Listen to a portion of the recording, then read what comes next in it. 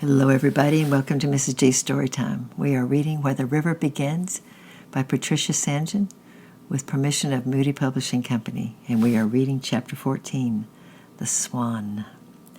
It was a very great relief to Francis when he went back to school to get rid of Tyke and Spotty. Their shadows no longer haunted the playground, and the teacher found him quite changed. A month's freedom from fear and anxiety had made a big difference in him. He had put on some weight and was alert and attentive in the class. In short, he was happy. And night by night he was learning more and more the wonderful stories of Jesus, whom he knew had come to live in his heart, although he had not yet discovered what difference that made. He knew he was happier, but then there were other reasons for that. Mom was getting better, and Tyke was out of the way, and Kate had become quite friendly and motherly. And over and above all, there was the river. His love for the river grew as the days lengthened into summer, and he would wander off after tea, sometimes with Martin and sometimes alone, to launch the little boat or to wade over to the Reed Islands. On Saturday, Ron would join them, and they would run along to the special swimming place and swim lazily with the current, and then scamper out and run back along the bank and dive in again.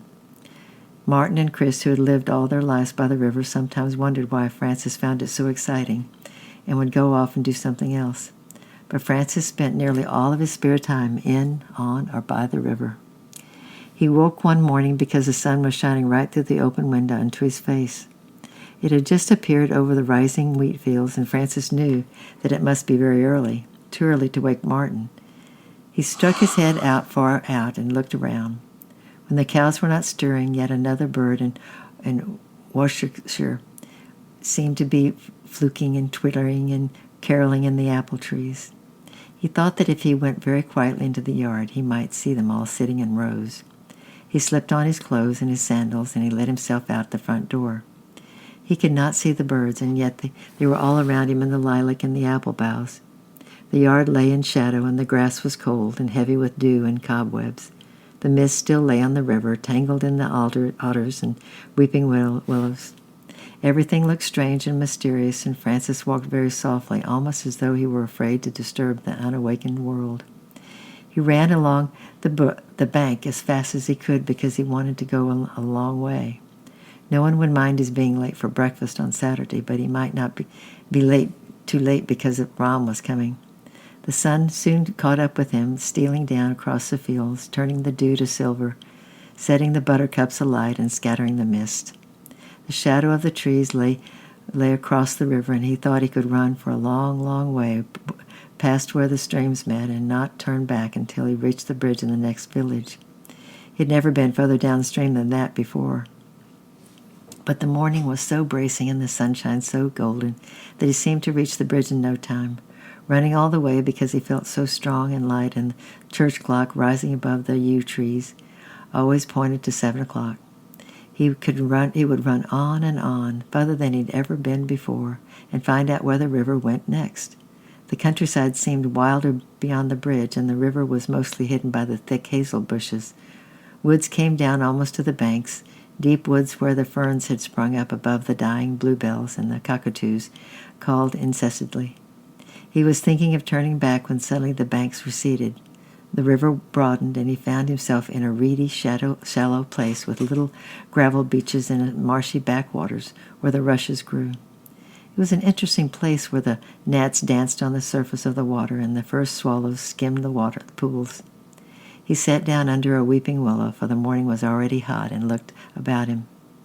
Then he saw her coming, a magnificent white swan, turning her head from left to right, and Francis cowed behind the tree, for he knew that swans can be very fierce. She did not seem to see him, and she scented danger and made a strange hissing sound.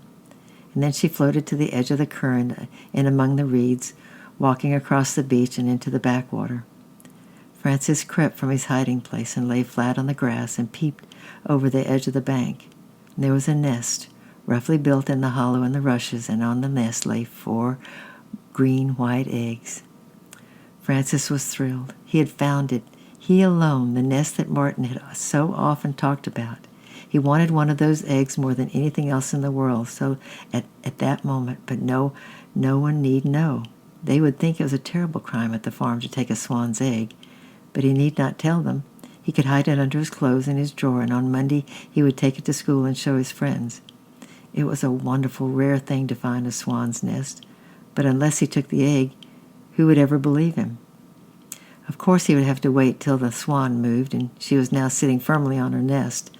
But if he could alarm her a little and disturb the water, she might go away. He forgot all about breakfast and the time, and he even forgot about Ram. He thought he would wait forever if he could hold that warm, smooth egg in his hands. He waited so long and lay so still that he almost fell asleep to the chatter of the shallow river. And suddenly he was jerked awake, for the swan had risen, stretched out her gleaming wings, and she pushed through the reeds and launched herself on the stream.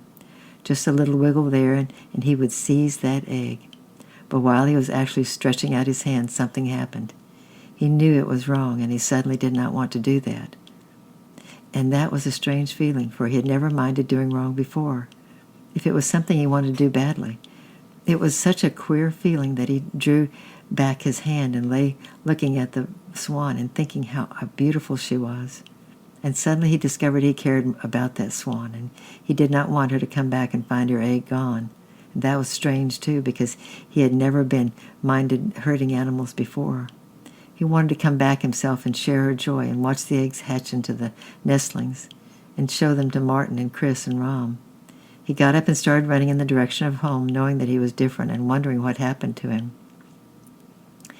It must be something to do with Jesus in my heart, he thought. I suppose that's how he talks to me. I suppose if I listen, he'll always make me mind doing bad things. And he knew that somehow those clear streams of love and happiness had started to flow. He thought he had never felt so happy before, nor run so fast. Wet and dirty, he burst onto the family members who were still waiting at their late Saturday breakfast. "I found a swan's nest with 4 eggs, he shouted. "Who wants to come and see?"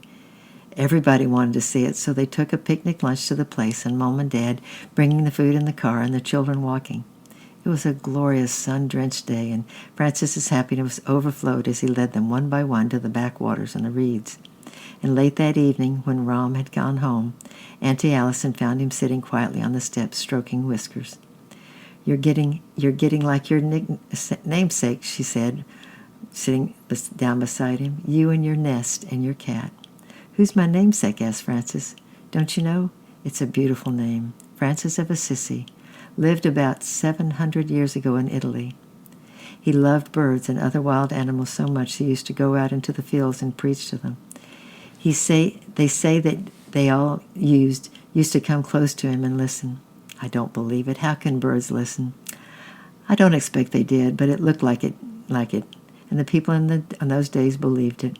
I expect his heart was so full of love of God that it flowed, and everyone felt it, even the birds and the animals.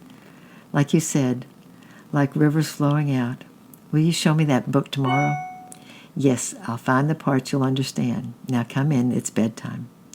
Then he lingered a little longer with his cheek resting on Whisker's fur, listening to the song of the river and the same gurgling water that he could hear washing the roots of the alders would flow down under the bridge to the backwater where the swan sat with folded wings. How glad he felt that she was sitting on 4 warm eggs.